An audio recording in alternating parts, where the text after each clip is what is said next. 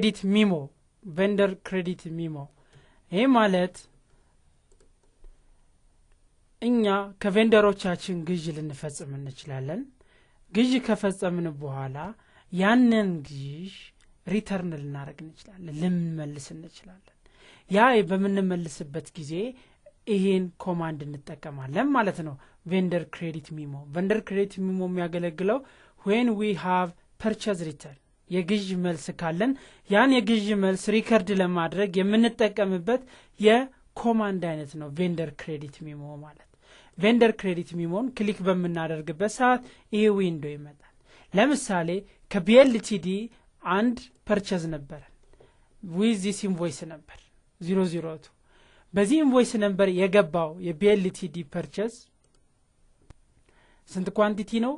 4 ኳንቲቲ ነው ከአራቱ ሁለቱን ብንመልስ because of damage ሊሆን ይችላል because of other thing ያን ነገር ብንመልስ ምን ያሳየናል ማለት ነው ጆርናል ጋር እንመጣለን አካውንት ፔየብል ይቀንሳል ኢንቨንተሪ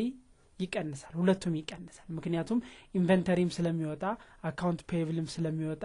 አካውንት ፔየብልም ከመክፈላችንን ስለሚቀር ይቀንሳል ኢንቨንተሪም ከስቶካችን ስለሚወጣ ይቀንሳል ዜን ኦኬ እንላለን